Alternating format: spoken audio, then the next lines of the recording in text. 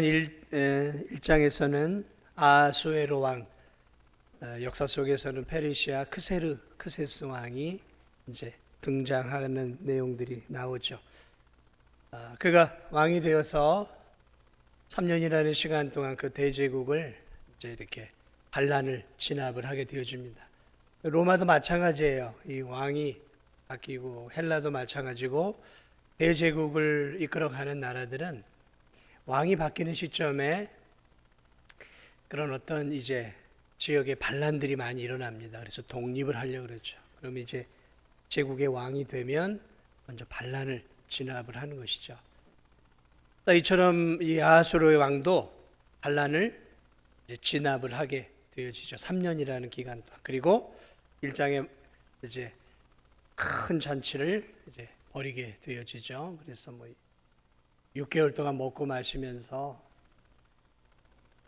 전국 각지의 관료들을 다 불러 모으죠. 제가 지난 시간에도 얘기했지만 단순하게 업적을 취하기 위해서만 먹고 마신 게 아니라 이제 제국을 튼튼히 하고 앞으로 이제 그리스와의 전쟁을 앞두고 또 이렇게 조율을 하는 시간들이었어요. 자, 그렇게 먹고 마시는 중에 수산성에서 일주일 동안 먹고 마시면서 이 왕이 술에 취해 큰 실수를 하나 하게 되죠. 그래서 자신의 업적의 트로피와 같은 아주 아름다운 여인 와스디를 자랑하고 싶어 했죠. 다들 술 취해 있는 가운데서 와스디를 부르죠. 이 왕비가 아마 자존심이 있었던 것 같아요. 고관 귀족의 아주 이렇게 잘 성장했던 여자가 아니었나, 이제 그런 생각도 들죠. 이 왕의 이런 제안을 단박에 거절을 하게 되어지면서 왕이 자기 자존심에 스크래치가 생긴 거죠. 그래도 내가 남편이 전에 왕인데 감히 왕명을 거역해? 분노가 끓어오르게 되고 이 집안 문제를 어떻게 해결할지 몰라서 신하들에게 맡기는 어리석음을 범하고, 신하들은 왕의 눈치를 봐서 이 여인과 이혼을 하십시오. 그렇게 제안을 하게 하죠. 그래 그 분노의 불길을 멈추기 위해서 이제 결국 와스디와 이혼을 하게 되어집니다. 미련한 왕이죠. 가정 하나 다스릴 줄 모르는 왕. 제가 그래서 지난 시간에도 얘기했습니다. 한 나라의 왕이 되려면 적어도 수신제가 치국평천하. 지난 주일날 제가 이 본문을 가지고 얘기하면 그랬어요. 자기 하나를 제대로 똑바로 못 세우는 사람, 자기 가정을 제대로 세우지 못하는 사람이 어떻게 치국을 하고 평천하를 이룰 수 있냔 말이죠. 안 되는 것이죠.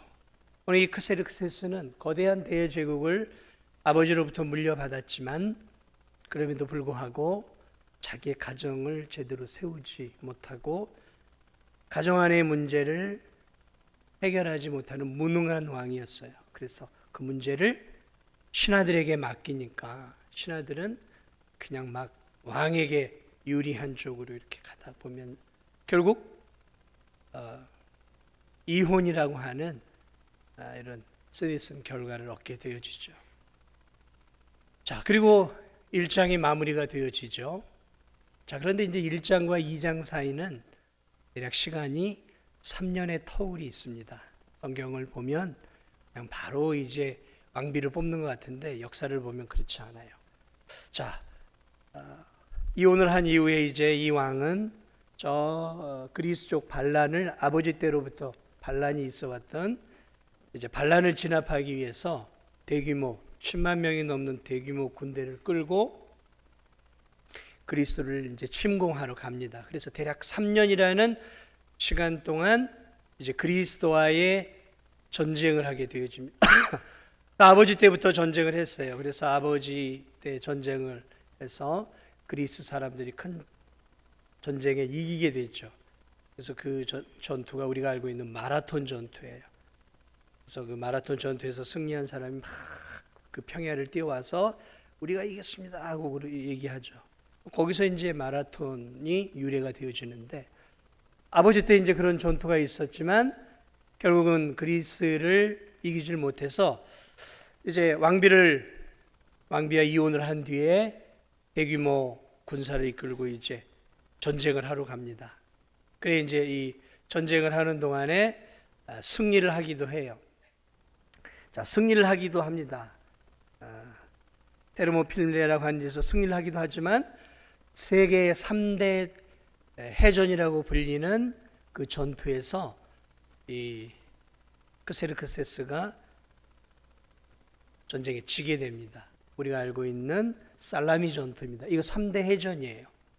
그래서 이 전쟁을 통해서 800척과 400척 굉장히 우위에 있었지만 이 살라미 해전을 통해서 그리스가 이기게 되어지고, 그리고 여기 크세르크세스가 패배하게 되어지면서 이제 역사의 흐름이 페르시아에서 그리스로 넘어가는 굉장히 중요한 전투가 일어나요. 그리고 나중에 이제 페르시아가 약해지고 그리스가 강성하면서 거기서 이제 우리가 알고 있는 알렉산더 대왕이 출현하게 되죠. 그러면서 이제 세계의 역사는 페르시아에서 이제 헬라로 넘어가는 그런 역사의 굉장히 중요한 분기점이에요. 자, 그러므로 이 에스더서는 단순하게 우리에게 먼 나라 이야기가 아니라 세계사 속에서 일어나는 과정 속에서 하나님이 어떻게 이 역사 속에서 구속의 역사를 이끌어 가느냐를 우리가 볼 수 있는 굉장히 중요한 책이에요. 이 책에는 하나님의 이름이 한 번도 언급이 되지 않습니다. 예수님에 대한 얘기도 언급이 없어요. 그럼에도 오늘 이 보이지 않는 하나님의 손이 어떻게 세계사 속에 역사하고 오늘 이 크세르크세스라고 하는 아하수에로 왕 속에 왕궁 속에 역사하고 있는지, 보이지 않는 하나님의 손길이 어떻게 역사하는지 하나님의 섭리를 보여주는 중요한 책입니다. 자, 그 대규모 군대를 이끌고 이제 이혼한 이 왕이 3년의 전쟁을 하고 큰 전쟁의 패배를 안고 돌아오죠. 그 돌아온 이후의 이야기가 오늘 2장의 이야기예요. 자, 여러분 생각해 보세요. 3년 동안 바깥에 나가서 아내도 없이 전쟁을 했어요. 이 승리도 못했어요. 대패했어요. 그래가지고 전쟁에서 돌아왔어요. 그런데 여러분, 이 왕이 얼마나 외롭고 힘들겠습니까? 전쟁에서 대패했으니까 지쳐 있었겠죠. 지치지 않았겠습니까? 저 왕궁으로 돌아왔는데 환하게 자신을 맞아줘야 될 왕비가 없어요. 그 왕비가 없으니까 이 전쟁에 패한 이 왕의 마음이 굉장히 우울하고 슬픈 거예요. 그러면서 이 왕이 그 3년 전의 일을 복귀하기 시작합니다. 그 오늘 2장의 내용이에요. 그래, 내가 그 전쟁의 그런 왕국의 번성을 축하하며 술에 취해서 내가 큰 실수를 했구나. 그래서 왕비에 대한 그리움들로 이 왕이 굉장히 이제 우울해지면서 정사에 집중을 못해요. 자, 그것을 누가 눈치를 채냐면 그 밑에 있는 이제 신하들이 알아채기 시작합니다. 2장 1절이에요. 보세요. 그 후에 3년이 지났어요. 아하수에로 왕의 노가 그침에 와스디와 그가 행한 일과 그에 대하여 내린 조서를 생각하거늘. 자신이 아내와 이혼했던 그 조서를 생각한 거예요. 내가 왜 이렇게 미련한 짓을 했는가? 좀 참을 걸. 그러면서 자신이 했던 그 3년 전에 왕비를 내친 일에 대해서 그 말할 수 없는 그런 이제 후회가 이 왕 마음속에 이렇게 몰려오기 시작합니다. 이제 왕의 측근들이 그걸 알아챈 거예요. 그래서 2절에 보니까 왕의 측근 신하들이 아뢰되 왕은 왕을 위하여 아리따운 처녀들을 구하게 하시되 전국 각 지방에 관리를 명령하여 아리따운 처녀를 다 수산으로 모아 후궁으로 들여 궁녀를 주관하는 대신 해계의 손에 맡겨 그 몸을 정결하게 하는 물품을 주게 하시고 왕의 눈에 아름다운 처녀를 와스디 대신 왕으로 삼으소서. 그랬더니 왕이 그 말을 좋게 여겨 이제 그대로 진행하게 합니다. 자, 이제 왕비를 뽑자는 거예요. 왕의 상하고 그 빈 마음을 전쟁으로 쓰라리고 왕비가 없어 힘들어하는 왕을 위해 우리 빨리 왕비를 세웁시다 하고 이제 신하들이 계략을 짜고 왕에게 이제 그니 왕이 뭐 좋죠. 빨리 왕비가 있어야 또 마음을 추스릴 수 있는 거 아니겠어요? 자, 그래서 그런 것들을 허락을 합니다. 그러면서 이제 왕비를 뽑기를 시작합니다. 그래서 미스 코리아 선발대회처럼 미스 페르시아 선발대회를 엽니다. 왕비를 뽑기 위한 미스 페르시아, 미스 페르시아. 미스 코리아, 뭐 미스 유니버스, 뭐 미스 아메리카 이건 다 어디서 왔냐면 이 페르시아 요 사건에서 온 거예요. 믿거나 말거나 여러분들이 믿거나 말거나. 자, 그래서 이제 전국 각지에서 최고의 미녀들이 이제 이렇게 쉽게 얘기하면 차출이 된 거예요. 차출이 되어집니다. 최고의 미녀들이 차출이 되어져요. 그래서 우리가 무슨 오디션들 이렇게 뭐 나라에서 방송국에서 무슨 가요 무슨 오디션들 있잖아요. 그런 거 할 때 보면 막 수만 명 이렇게 몰리잖아요. 뭐 이제 전국 각지에서 최고의 미녀들을 이제 이렇게 뽑았겠죠. 진도에서 한 명, 뭐 무안에서 한 명, 남학에서 한 명, 영암에서 한 명, 뭐 목포에서 한 2명, 뭐 이렇게 해가지고 이제 127도니까 내노라 하는 미모를 가진 여인들을 이제 다 차출합니다. 근데 이제 우리가 생각해 봐야 될 부분이 뭐냐면 왕비의 조건이 오직 하나였어요. 오늘 성경을 보니까 미인이에요. 미인. 다른 게 없어요. 그냥 2절을 보니까 왕을 위해 아리따운 처녀, 아리따운 처녀. 4절을 보니까 왕의 눈에 아름다운 처녀를 이야기하고 있어요. 왕비의 조건이 뭐냐면 아름다운 여인이에요. 외모가 정말 너무 아름다워 빛나는, 오늘 말하면 우리 요즘 젊은이들이 TV에서 나오는 뭐 여신급이 있죠. 여신급이 되어야 이제 왕비가 될 수 있는 거예요. 다른 조건이 없어요. 뭐 보니까 그냥 왕의 눈에 아름다운 처녀였던 거예요. 그러니까 몸매가 끝내주고 얼굴도 아름다워요. 그래서 제가 미스 페르시아라고 말한 게 그 이야기예요. 최고의 미모와 외모를 가진 여인이 왕비가 될 수 있었던 거예요. 다만 한심하죠. 조그만 한 나라의 왕비, 공모를 뽑는 일도 여러 가지를 우리가 겸비해야 되지 않겠습니까? 뭐 미모도 그렇지만 지성도 봐야 되고 또 덕성도 봐야 되고 또 왕을 잘 보필할 수 있는 그런 여성적인 것들도 봐야 되는데 신하들이 왕에게 제시했던 건 오직 외모, 최고의 미녀였어요. 근데 왕도 그걸 좋아해요. 그래, 최고의 미녀면 돼.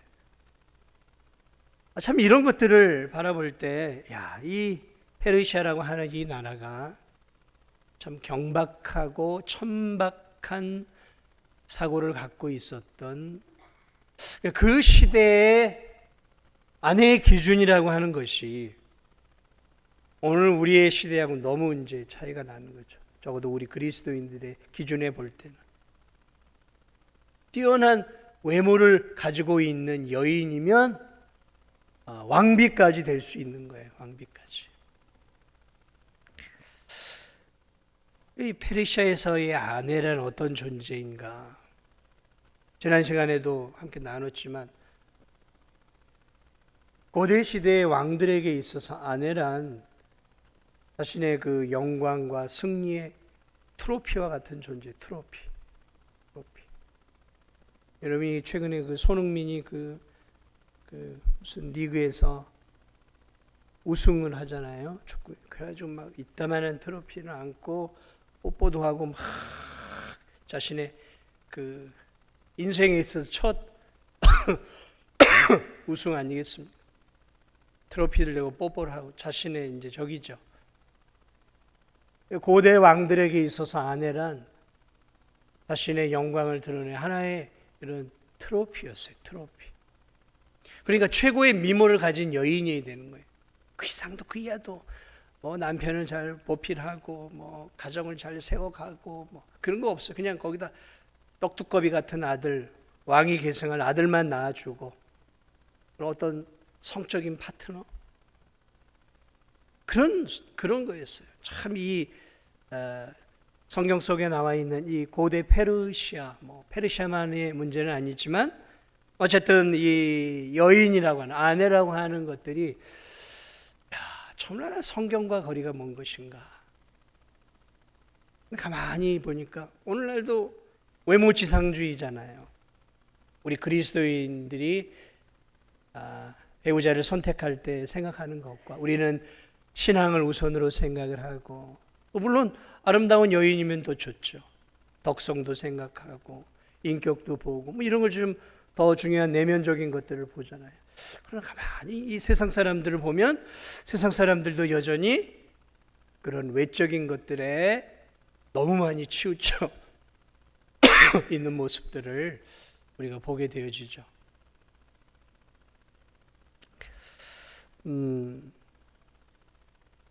오늘 우리의 자녀들, 손주들이 어떤 여인들과 어떤 배우자와 결혼을 해야 할 것인가, 그런 부분들을 우리가 잘 생각하고 기도해야 합니다.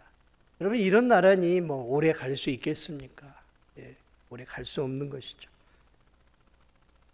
자, 어쨌든 미스 페르시아가 열리게 되고 127도에서 최고의 미녀들이 등용이 되어서 이렇게 이제 예선을 거칩니다.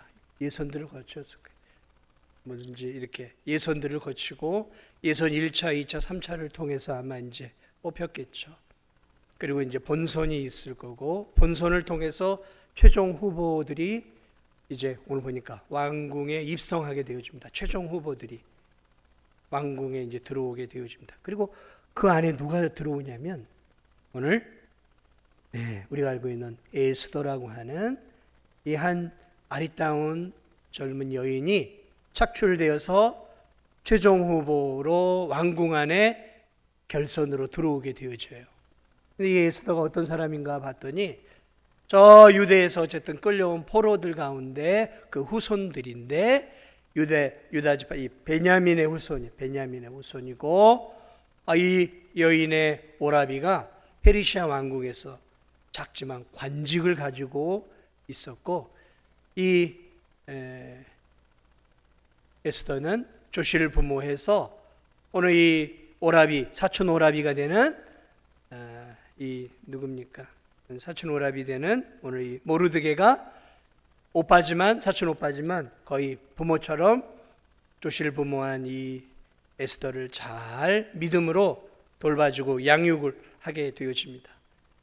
아름답게 양육을 한 것 같아요. 잘 양육이 되었어요.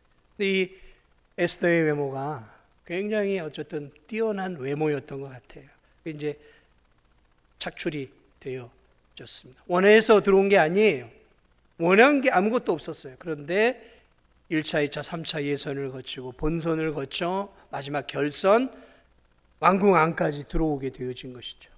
아마도 많은 여인들이 이제 왕궁 안으로 에스더처럼 오늘 보니까 이제 들어오게 되어집니다.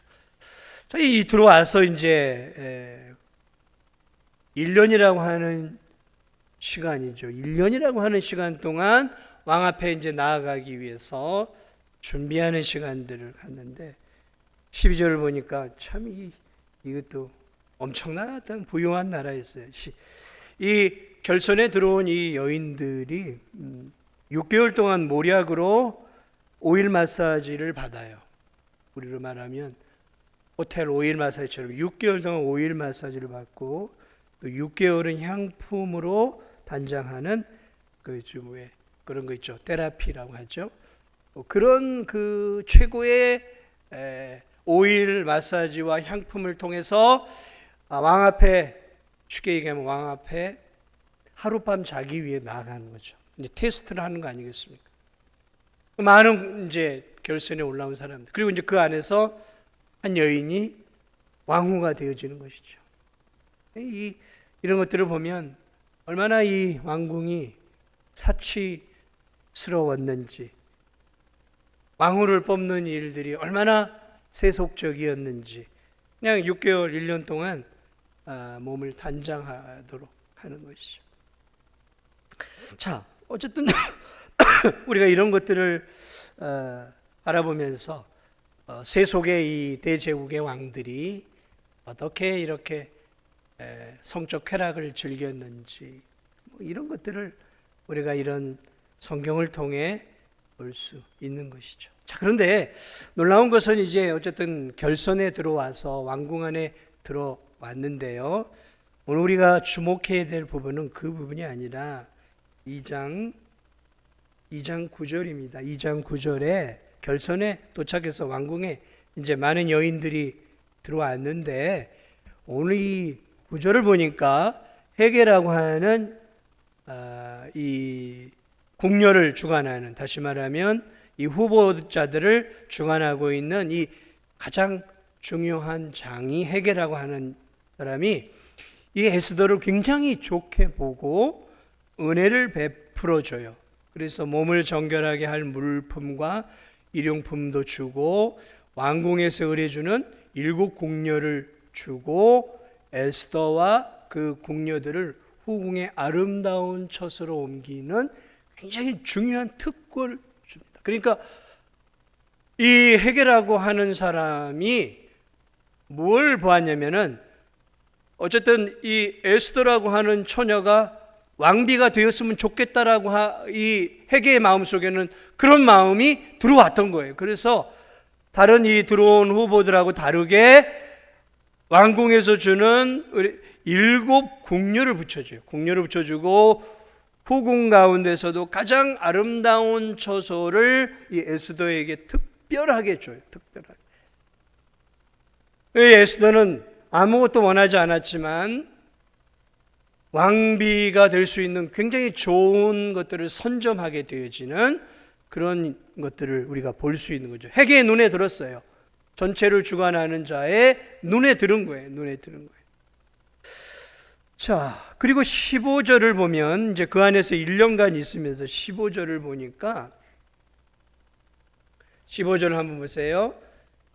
후반절을 보면 내시 헤게가 정한 것 외에는 다른 것을 구하지 아니하였으나 모든 보는 자에게 사랑을 받더라. 그러면서 이 에스더라고 하는 여인이 왕궁에 1년을 거주하는 동안 왕궁 안에서 일하고 있는 그런 사람들, 관료들에게, 사람들에게 사랑을 받기 시작합니다. 사랑을 받기 시작해.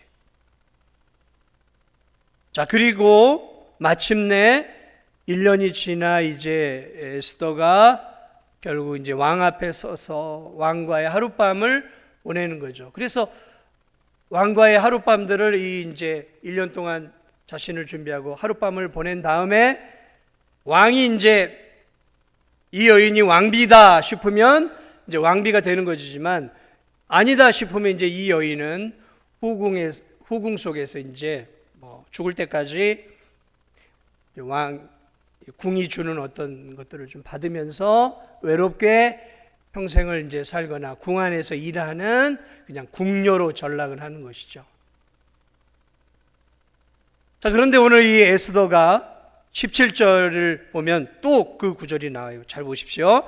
왕이 모든 여자보다 에스더를 더 사랑함으로 그가 모든 처녀보다 왕 앞에 더 은총을 얻은지라. 자, 그러면서 결국 와스드리를 이어 에스더가 페르시아 크세르크세스 아수로의 2번째 왕비가 되어지는 모습들을 성경 에스더 2장은 우리에게 가르쳐 주고 있습니다.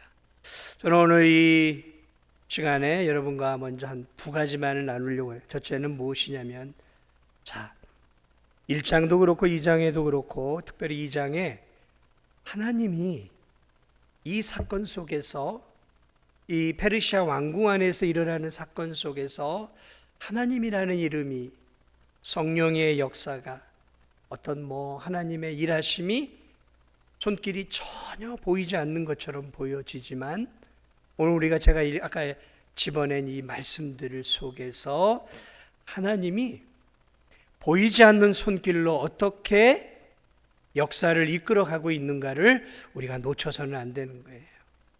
아까 4절에 우리가 6절이 9절이죠.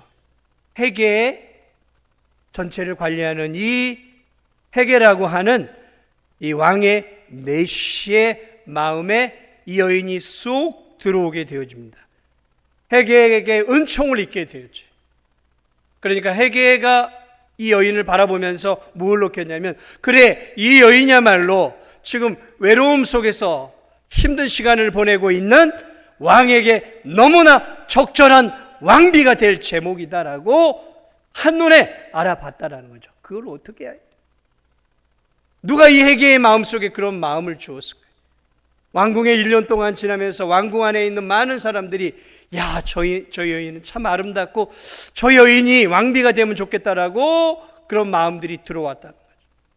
그리고 왕도 오늘 이 에스더를 바라보면서 이 에스더를 향해 더 뜨거운 사랑의 마음이 17절에 생겨나고 왕 앞에 이 여인이 큰 은총을 입으며 결국은 왕비로 간택이 되어져요. 여러분, 이런 것들이 단순하게 그냥 우연한 일로 되어진 것일까요? 아니요, 그렇지 않다라는 거죠.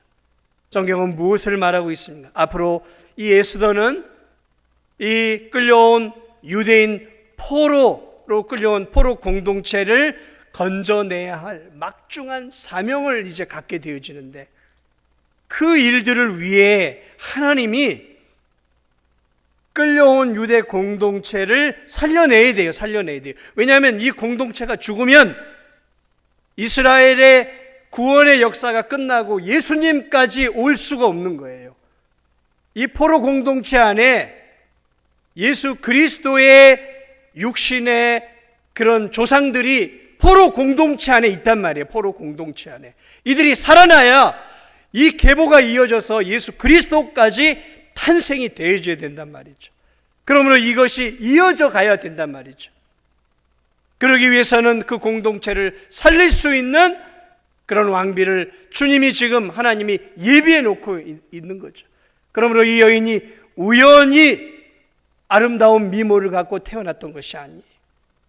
그리고 아름다운 미모만 갖고 있다고 그냥 왕비가 간택이 되어지는 것이 아니에요. 누구의 마음에 들어야 됩니까? 왕의 마음에 들어야 되는 거예요. 왕의 마음에. 아무리 절세 미녀라도 왕이 좋아하는 여인의 스타일에서 벗어나면 안 되는 거예요.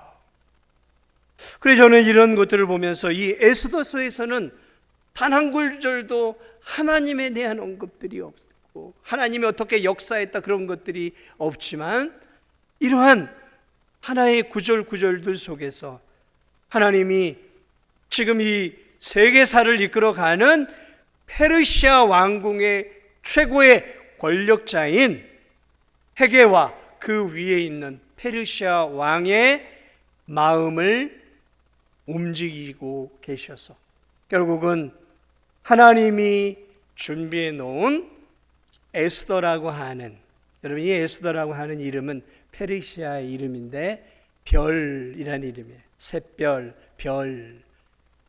그 페르시아의 유대인을 살릴 수 있는 별과 같이 빛나는 아름다운 한 여인을 하나님이 준비하셔서 이 포로 공동체의 운명을 바꾸어내는 구속사의 하나님의 큰 일꾼으로 이 여인을 사용하시는데, 오늘 하나님이 어떻게 보이지 않는 손길로 사용하고 있는지, 보이지 않는 하나님의 섭리의 역사, 왕들의 역사를 움직이고 계시고 한 왕궁의 역사를 움직이고 계시고 세계사를 움직여가고 계시는 하나님의 손길을 우리가 볼 수 있다는 것이죠.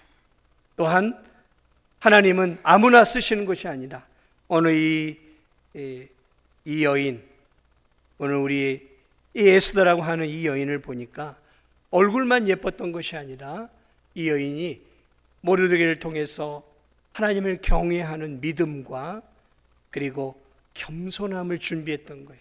겸손하고 하나님 자녀다운 아름다운 기품과 인격을 잘 준비했던 거예요. 그래 해계의 눈에 들기도 하고 백성들의 마음에 들기도 하면서 그냥 우연히 이 여인이 되어졌던 것이 아니라 하나님의 은혜 안에서 신앙의 인격과 미모가 그리고 신앙이 잘 이미 준비되었던 이 한 여인을 하나님이 준비된 여인을 들어 사용하심으로 믿음의 백성들을 구원하는 큰 일꾼으로 사용하는 모습들을 오늘 우리가 보게 되었습니다. 말씀을 마무리합니다. 사랑하는 여러분, 하나님은 지금도 이렇게 보이지 않는 손길을 통해 이 대한민국의 역사를 움직여가고 또 세계사를 움직여가고 계십니다.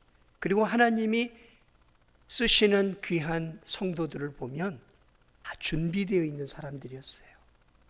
준비되어 있는 사람들이에요. 기도와 말씀으로 또 말씀을 통해 그 인격과 성품이 하나님의 일들을 감당할 수 있도록 준비되어져 있었던 거죠. 오늘 우리 이어선교 회원들 또 우리 함께 신앙생활하는 우리 귀한 성도님들, 하나님은 준비된 일꾼들을 귀하게 쓰세요. 준비된 일꾼들을. 그러니까 하나님이 나를 귀하게 쓰셨다면 그래도 내가 신앙과 삶이 어느 정도 준비되어졌다는 것이죠. 내가 준비된 나를 하나님이 사용하시는 거예요. 내가 더 귀하게 하나님 앞에 쓰임받기를 원하신다면 더 준비해야 돼요. 준비해야 돼요. 무엇을요? 신앙을 준비하고 실력을 준비하고 인격을 준비해야 되는 거예요. 우리의 자녀손들이 저는 신앙으로 준비되어지고 인격으로 준비되어지고 또 세상을 이길 탁월한 실력이 좀 준비되어져서 이 암울한 이 대한민국에 정말 이 대한민국에 정말 별과 같이 쓰임받았던 이 에스더처럼 정말 이렇게 귀하게 여기 계신 우리 성도님들도 쓰임받을 뿐만 아니라 우리 성도님들의 자녀들과 손주들이 정말 하나님의 손에 붙잡혀서 교회의 큰 일꾼으로 또 이 대한민국을 바르게 이끌어가는 귀한 하나님의 일꾼들로 쓰임받기를 주님의 이름으로 축복을 드립니다.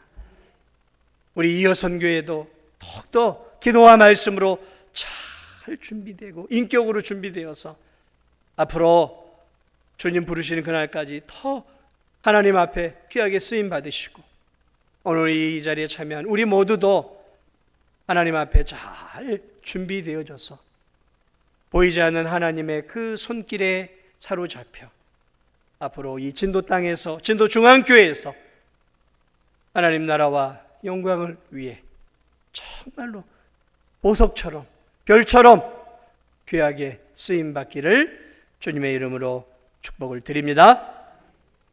우리